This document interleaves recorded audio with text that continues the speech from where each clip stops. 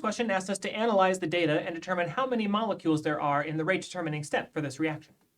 Looking at our control condition, where we start with an arbitrary amount of the alkene and of HBr, we see that when we have 0.05 molar alkene, 0.25 molar HBr, we get an arbitrary rate of X.